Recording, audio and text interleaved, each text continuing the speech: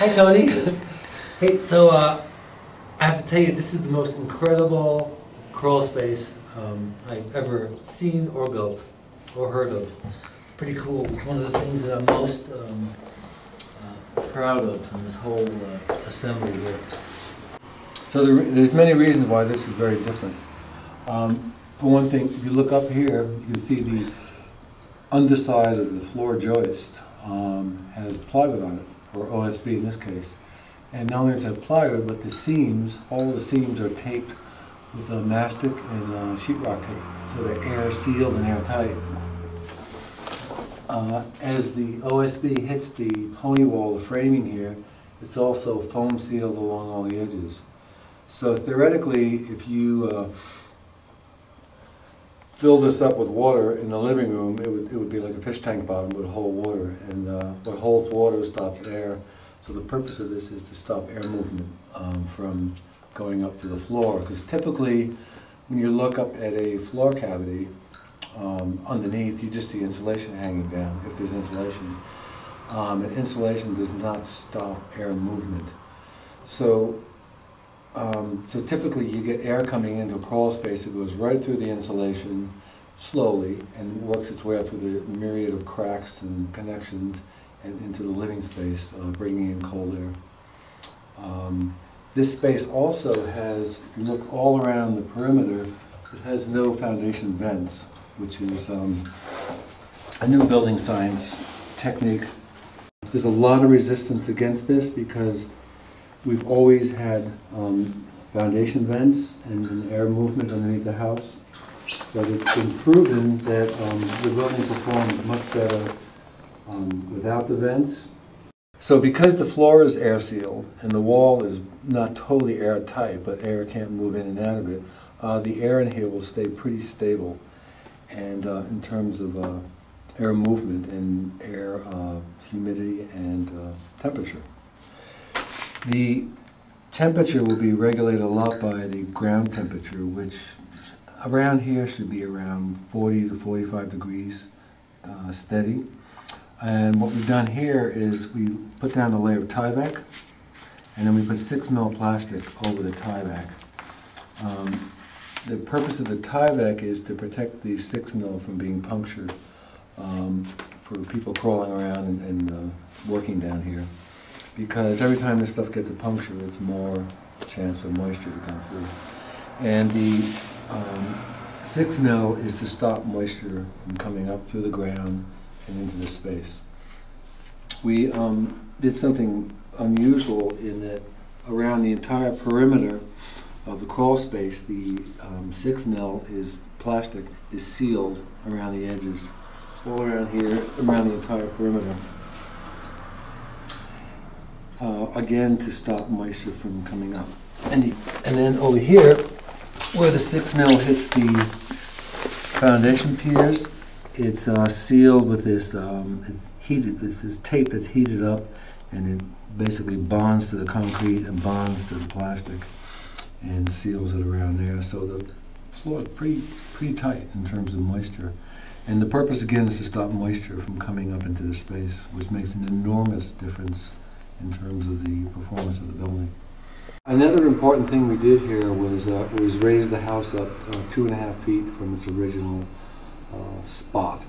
And originally, these floor joists up here used to be, imagine, 2.5 feet down lower. They used to be here, and there was one access door there, and it was a miserable thing to go under here. The termite company came, they wouldn't go underneath to do an inspection because it was so lousy to try and crawl through here and do an inspection. There was insulation hanging down, it was just really funky. So my intention in creating this big space was to have a space that we could go into and do good work. We could take all the old plumbing and wiring and put it up in the floor joists. All the work we did here, we had a comfortable workspace to do it. And also in 5, 10, 15, 20 years, when somebody comes back here to do any work, they'll have a comfortable workspace.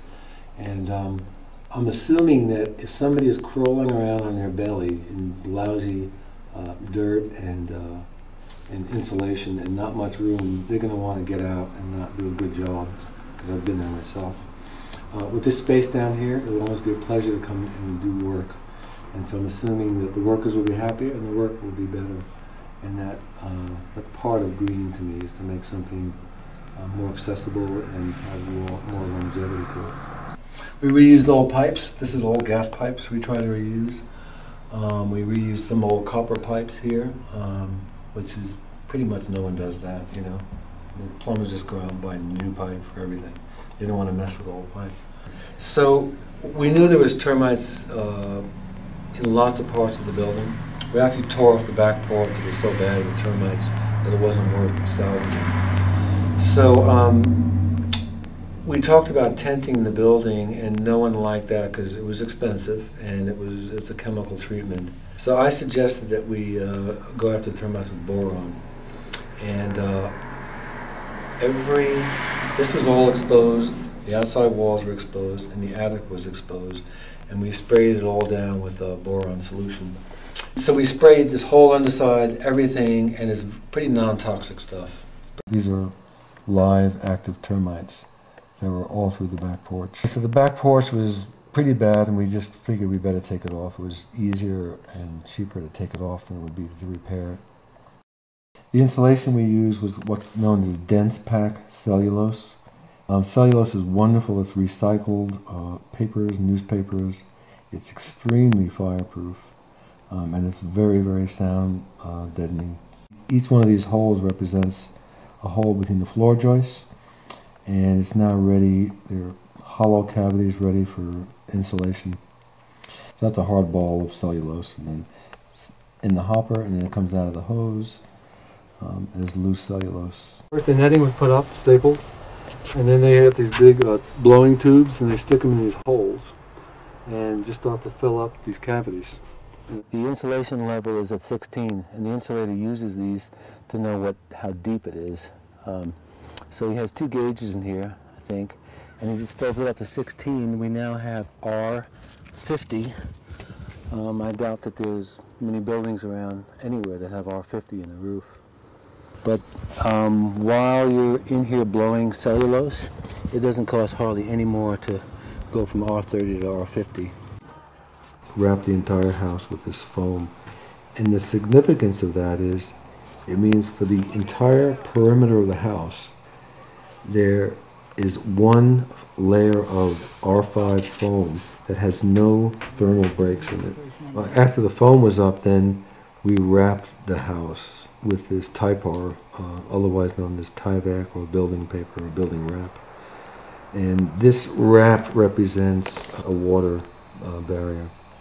A strip of OSB was then placed over the building paper, the Typar, and on every stud that's in the house. So every one of those strips represents a stud beyond that, the foam and the house wrap. Because we have to nail a siding onto that, so we need to know where the studs were. So after that, on the bottom, we ran screen, first aviary wire with a bug screen in it. The aviary wire is to keep bats out, and the screen was to keep bugs out.